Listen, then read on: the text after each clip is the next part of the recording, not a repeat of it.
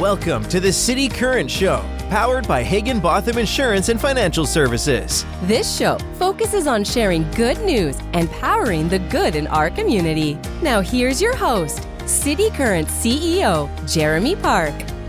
Welcome back to the cityCURRENT Show, powered by Higginbotham. I'm your host, Jeremy Park. We're always honored to bring you inspiring stories of individuals and organizations making a difference and powering the good. And we love having our cityCURRENT guest speakers come on the show, sharing their good news. In this case, we're talking about a new book number 25 for Dr. Thom Mayer. The book is Leadership is Worthless, but Leading is Priceless. What I learned from 9/11, the NFL, and Ukraine. We have a lot of stories to share, a lot to unpack. Dr. Thom Mayer is the medical director for the NFL Players Association. But let's go ahead and start out, buddy. Dr. Thom Mayer, how are you doing? I'm doing great. I'm always doing great when I'm with you, Jeremy. You always bring so much energy to everything that I look forward to it every time I hear your name, and delighted to be on and share some experiences with you. Well, we have a lot to share indeed. It was an honor having you in Memphis, sharing your story, leadership lessons, and so much more. And you've done so many amazing things. When you look at your work with the NFL, concussion protocol, Damar Hamlin, like stories, all over the place that are all over kind of the broadcast side, but behind the scenes, working on your end with your team. And then too, when you look at overseas and, just as a volunteer in the medical profession, award-winning, like all these accolades, give us a little bit of your backstory and then we'll start there. Well, I'm really just a simple Midwestern kid that grew up, wanted to play football in the NFL, went to the Bears and Vikings training camp and was informed that the fact that I lacked size, speed, strength, and talent. They said I had no talent. Other than that was fine. Plus, I figured out when I was in those training camps that no matter how nasty the professors at Duke Medical School were, they weren't nearly as nasty as those guys trying to take my head off. So, became a doctor, an emergency physician, and just been very fortunate to be given lots of opportunities to lead on a world stage. As it turns out, that was never my ambition. It's just what happened in the course of events. Talk about what led you to write and release this new book. Well, it was really the accumulation of experiences that I had had over the course of my career and really my life. And the fact that despite the fact there's 60,000 books on Amazon alone on leadership, millions of articles have been written, most people can't remember them. They can't even remember the top points from them. And I think the reason is that, as the title suggests, leadership is worthless, but leading is priceless. And what I mean by that is leadership is just a noun. It's something you say, and anyone can say anything. But leading is priceless precisely because it's a verb. It's what we do all day, every day. Which means, of course, we're all leaders. Every single person who's involved with cityCURRENT, no matter what level, no matter whether they run an organization or a part of an organization, they're a single mom, they're a waitress, a chef, a restaurant owner, and everything in between. So it was kind of a realization from speaking with good folks like those that I was at with cityCURRENT, who came up to me and said, "You really have to write a book about this." So I did. Share some of your recent experiences that have really shaped the book, because I think there are a couple in particular, I know with you serving overseas, that kind of redefined your perspective a little bit as well. Well, we went to Ukraine. We were boots on the ground in Ukraine within 5 weeks of the war invasion starting. And why? The answer is they needed help. And I think the only reason to ever do anything, whether it's give a speech or write a book or parachute into Ukraine, is to try to help people. So, it helps you understand that when you get off the plane coming back after spending a month there, and there's reporters with microphones saying, "Dr. Mayer, you're a hero. You voluntarily went into a war zone." My answer was then and is now, I'm no hero. I am no hero. But let me tell you about the 350 heroes that we had the honor and privilege of taking care of when we were over there. So, it sort of ties things together. And when you begin to look at everything from serving at the Pentagon on 9/11 as command physician, working with the NFL, working in Ukraine, working on the issues we put together in terms of the emergency action plan that saved Damar Hamlin's life, they're all connected.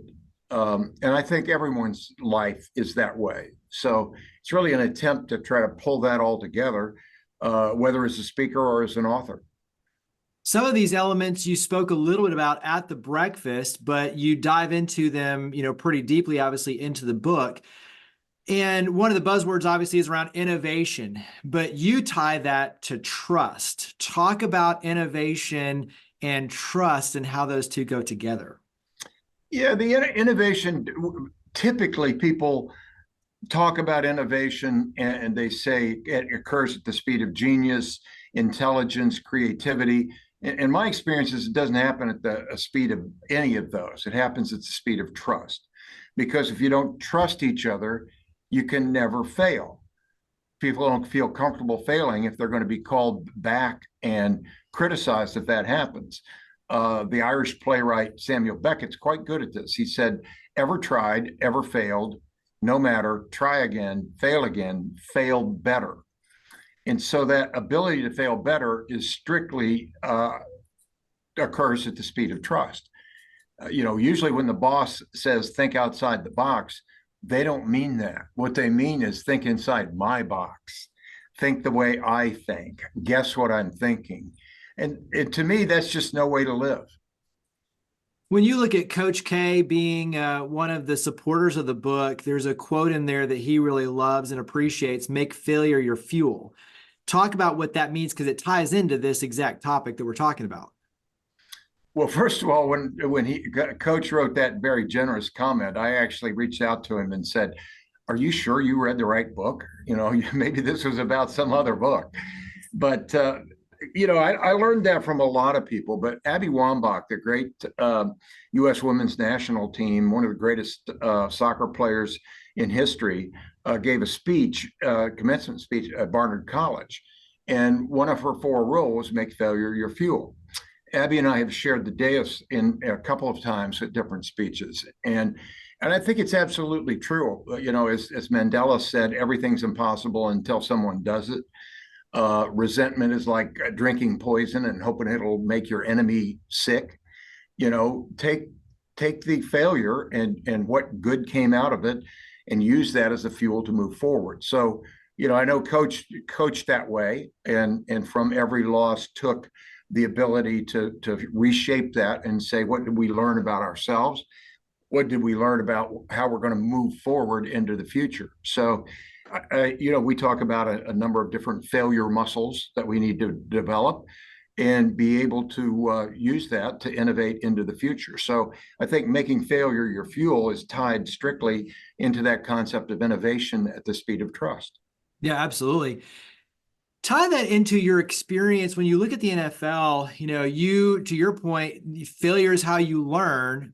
But in many cases, when you're talking about the medical side, concussions, and obviously Damar Hamlin, you're dealing with lives, right? And so you don't want to fail in those instances. So talk about how you were able to build trust, build teamwork, build, this core component of innovation that allowed you to reframe the concussion protocols, but do it in a way where the failure is on the front end, but to be able to save lives, obviously, with the work in the back end. Yeah, it's all about relationships. People ask me, how do I build my resume to get a job like yours as the medical director for the NFL Players Association? And I tell them the story that I became the medical director on August 1st, 2001, when Corey Stringer, a tackle for the Vikings, died. And the guy over my right shoulder, Gene Upshaw, one of the best left guards in history, a Hall of Famer, was the executive director of the NFL Players Association at the time. But he was also my best friend. And so he reached out and said, you got to step up to the plate. Gene didn't ask things, he told things. And so I stepped up. And so why did he do that? I didn't hand him a resume. He did it because he trusted me.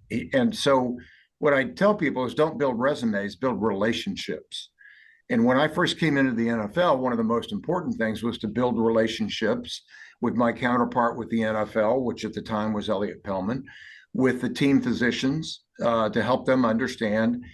To me, it was all about the science and how the science applies to our player patients. So, we always believe that we'll go anywhere the science takes us and nowhere the science doesn't. So that preparation of the intersection of the vectors of player care, player patient care, and science allows you to test out what could work and what might not by both planning, preparation, but also drilling. So the emergency action plans are drilled twice a year by mandate, by the CBA mandate, collective bargaining agreement mandate. So it's just like science, but you'd say, hey, Thom, that sounds like the Socratic method. Well, it is. It is. Although, let's just remember that there's a reason Socrates had to drink poison. Not everybody likes to be reminded of the importance of constantly rethinking things. There's a chapter that says, the chapter is Stop Sucking Up, Start Sucking Down. So talk about that chapter. Yeah, I got some chapters that CEOs are going to love. One is that stop sucking up, start sucking down. The other is forget the C-suite, pay attention to the we suite, the people who do the work. I really learned that, I think, the first time at the Pentagon on 9/11, because there were generals everywhere. You couldn't throw a rock without hitting a general, all of whom wanted to help in some way, but we're used to being saluted and click the heel and officer on deck and all those things. I learned that to really succeed, it was important for us to suck down to the structural engineers, struck down to the firefighters and paramedics, because we were trying to get teams, including me, into that building with SCBA devices on, breathing devices, to rescue people or to recover people, both of which were critically important. And that wasn't going to happen because by listening to the generals, no offense to them, it's just they don't know. The structural engineers could tell us what do we need to do to safely go in and not risk our teams of firefighters, paramedics, and physicians going in there. And, I just think in most organizations, everybody tries to spend way too much time sucking up, and, that Eddie Haskell stuff, to use an old metaphor, just, oh, Mrs. Cleaver, don't you look lovely? And everybody else thinks so too. I don't know, gag me. Who wants to be around people like that? You want the reality of how life is really lived. And I think at the risk of pandering, that's what cityCURRENT does. It captures speakers who have done it, who have not just have an idea, but been there, done that, got the t-shirt. Absolutely. So carry that into what you want readers to take away from the book. Obviously, there's a lot, but I mean, when you look at what this distills down into, taking action, building relationships, what do you want the readers to take away? Well, I want them to take away that they are leading all day, every day. I want them to take away that when they swing their legs out of bed in the morning, the question is not, how do I become a leader? The question is, how will I lead today? I'd love them to leave the wistful word someday behind and embrace the word today, because we have to think, act, and innovate constantly in order to serve ourselves, but also serve others. And it's that sense of, I think one of the most toxic terms you can ever use is future leader. Developing leader, I'm all good with that. But future leader implies that it's somehow in front of us, and it's not. It is today, all day, every day. Whether it's our kids, whether it's the teachers that teach them, the bus driver that takes them to school, or the lady that makes and serves the lunches with them. So it's a contrarian way to look at life, but I think it's an important viewpoint. I agree 1,000,000%. And we talk about all the time that leadership has nothing to do with the title on your business card, how much money you have. It's what are you doing to make a real difference in the community? What are you doing to power the good? Talk about where we can get the book. Talk about where we can learn more, follow your efforts. So where do we go? Well, the book is available for pre-order on Amazon now. It launches on May 7th. And take a look. It's 190 pages, so it's an airplane read. It's not a dense book. It's one intended to reflect life stories. In terms of speaking, I work, as you know, with Executive Speakers Bureau right there in your hometown there. And I'd love to share things, love to talk. But people could also just email me at thommayermd@gmail.com. And if I can help you, I will. And the website where you can also follow Dr. Thom Mayer is Thom, so Thom, Mayer, Mayer, MD.com. So that's another great place to learn more about all the good you're doing and be up to speed on the book and everything. So Dr. Thom Mayer, thank you for all you do, buddy, to power the good. Thank you for coming on the show. Look forward to seeing you next time. I really enjoy all the times I've spent with you. So thank you. Higginbotham Insurance and Financial Services is proud to power the City Current Show. We're a people-first company that protects what matters most, the families, businesses, and trailblazers that keep our community going. As one of the nation's top independent insurance firms, Higginbotham is a single-source solution for business insurance, employee benefits, HR services, and personal insurance that's customized for you. We're here to serve you, the people you care about, and your community. Call 866-377-1959 or visit higginbotham.com.